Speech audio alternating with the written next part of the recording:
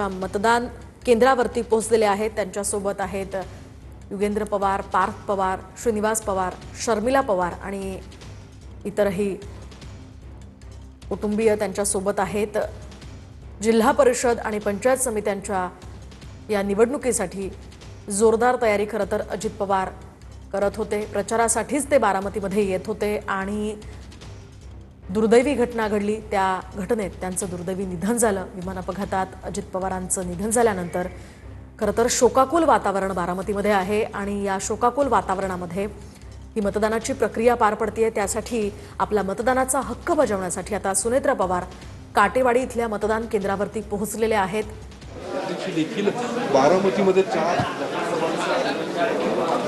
त्यापूर्वीच त्यांचं दुर्दैवी असं निधन झालेलं आहे आणि आपण आता पाहू शकतो एकूणच पवार कुटुंबीय या काटेवाडी मतदानाचा हक्क बजावत आहेत। पुणे जिल्हा परिषदेचे एकूण जर आकडेवारी बघितलं तर 73 जागांसाठी यापूर्वी देखील जिल्हा परिषदेवरती अजित पवारांचं एकूण राष्ट्रवादी काँग्रेसचं वर्चस्व होतं ते पुन्हा या निवडणुकीनंतर आणि एकूण आता जी काही सहानुभूती मतदानामध्ये किती परावर्तित होती पुन्हा एकदा राष्ट्रवादी पाहतोय या ठिकाणी सुनेत्रा पवार या मतदानासाठी इथे पोहोचलेले आहेत आणि मतदानाचा आपला हक्क त्या बजावतायत।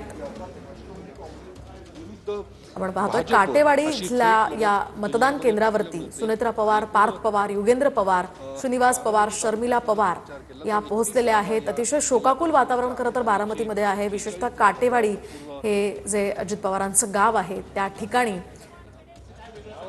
ही मतदानाची ही प्रक्रिया पार पडते।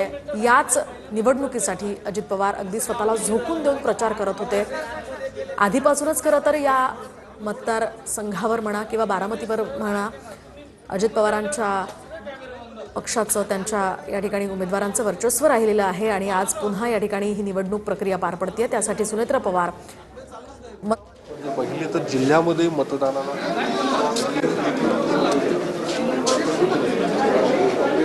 शिंदे यांच्या शिवसेनेचे उमेदवार घेतले अर्थात तिरंगी लढत या जिल्ह्यामध्ये पाहायला मिळते। एकनाथ शिंदे यांनी देखील या जिल्हा परिषदेच्या निवडणुकीत ताकद लावलेली आहे। अनेक ठिकाणी त्यांनी देखील जाहीर सभा घेतल्याचं पाहायला मिळतात। भाजपकडून मात्र मुख्यमंत्री देवेंद्र फडणवीस यांच्या सभांचं देखील आयोजन करण्यात आलं होतं, मात्र त्यांनी अजित पवारांच्या निधनानंतर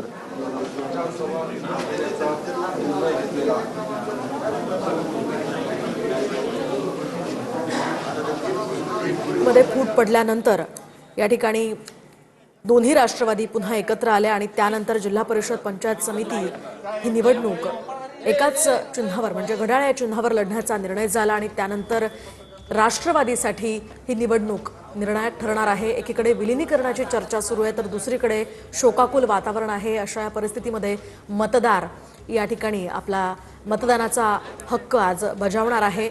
आपण पाहतोय पवार कुटुंबियांमधील शर्मिला पवार यांनी सुद्धा आपला मतदानाचा हक्क बजावलेला आहे। पवार कुटुंबियांमधील सुनेत्रा पवार यांनी काटेवाडी इथल्या आपल्या मतदान केंद्रावरती मतदानाचा हक्क बजावलेला आहे। त्यांच्यासोबत पार्थ पवार सुद्धा आहेत, शर्मिला पवार आहेत, श्रीनिवास पवार आहेत, युगेंद्र पवार आहेत।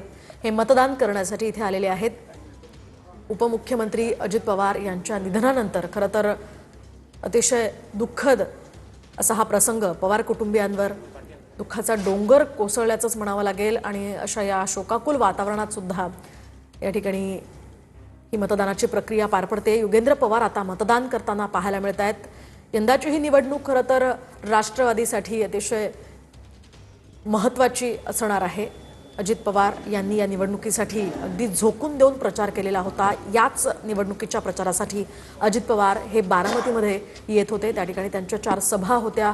त्या सभांसाठी विमानानं येत असताना त्यांचा दुर्दैवी अपघात झाला। या अपघातात त्यांचं निधन झालं। त्यामुळे संपूर्ण महाराष्ट्राला हा मोठा धक्का होता आणि या धक्क्यातनं सावरण्यासाठी अजून बराच काळ लागणार आहे आणि अशा या वातावरणात आता ही निवडणुकीची प्रक्रिया पार पडतेय। मतदान होतंय। पार्थ पवार आता मतदान करताना पाहायला मिळत आहेत। काटेवाडी इथल्या आपल्या मतदान केंद्रावरती पार्थ पवारांनी मतदान केलेलं आहे।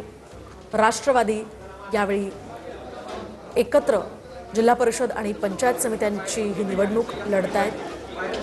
तर महापालिकेच्या या निवडणुकांनंतर आता या जिल्हा परिषदा आणि पंचायत समित्यांचं मतदान पार पडतंय। या गाव स्तरावरील निवडणुकांसाठी खरं तर आधीच या मतदान